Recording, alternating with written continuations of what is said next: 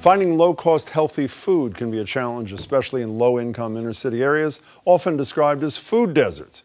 But a new store is looking to change that. Daily Table in Dorchester is a nonprofit that's not even a week old, but it's getting some pretty good reviews.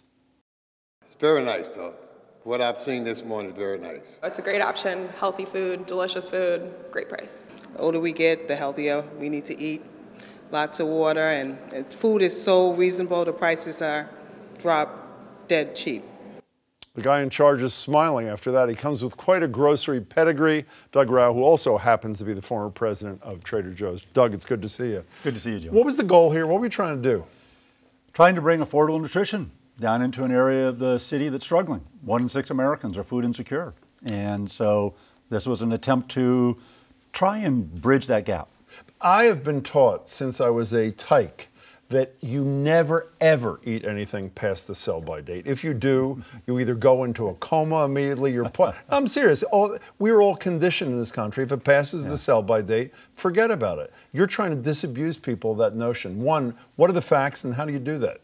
Yeah, well, first fact is that those display codes, as I call them, sell-by, best by, aren't expiration dates. They don't have anything to do with the actual food safety, and they're not federally regulated. So 99% of Americans don't know that and actually don't know what the code is. So because of that, we're throwing out billions of pounds of food needlessly.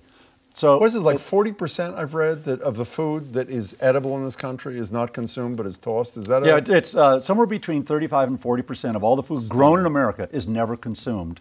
And so as it turns out, by the way, I just want to mention something because I think it's important. As it turns out right now, we don't have a single product in the store that's out of code. We've been able to get and glean and gather product that is perfectly good product. Speaking of a product, you know what this thing is? Looks a lot like an apple. It is not only looks like an apple, it is an apple. You know how much they cost?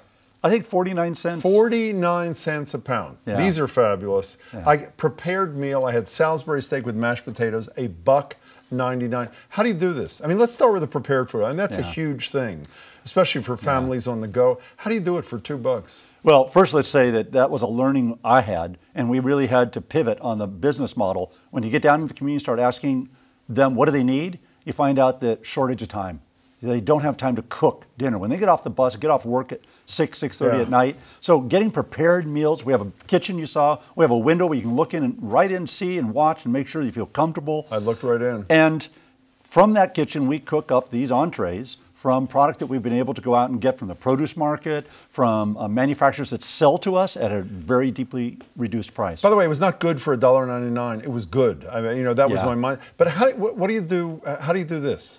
Well, what happens is there are, every day, there is plenty of product left over, whether it's at the Chelsea, Boston produce market, whether it's at growers, manufacturers. But it's not bruised, it's not anything, it's just an apple. It's extra product. We got, for instance, bananas that were just slightly turning yellow, but too late to ship into a grocery store, 29 cents a pound. Get back to my question I don't think you answered a couple of minutes ago. Let's assume you do use product that is past that sell-by date. How do you convince people like me that it's okay? I mean, there is, as you say, 99% of people don't get it. Well, that's the $64,000 question. Hopefully by reason and by trust, by actually using it and tasting it. For instance, honey has code dates on it in grocery stores. Never has an expiration date. So if you start to, most of us know for bread, for instance, that if you've got bread at home right now, the average American has bread at home that's out of code. Perfectly good. Put in the refrigerator, lasts for weeks. And most of us are taught that if you open it up, if it doesn't have mold on it, it's good. No one even looks at the code date. So we got to start educating. Speaking of $64,000 question, this is a non-profit. It's not a profit-making enterprise. It's not making any money. It's a non-profit. That's correct. How are you doing this? I mean, has this been done anywhere else, incidentally? Well, there's some wonderful work being done around the world and around the country, particularly. Greater Boston Food Bank for years has been doing great stuff. This is a little unique in that you retail format with a kitchen, collecting product.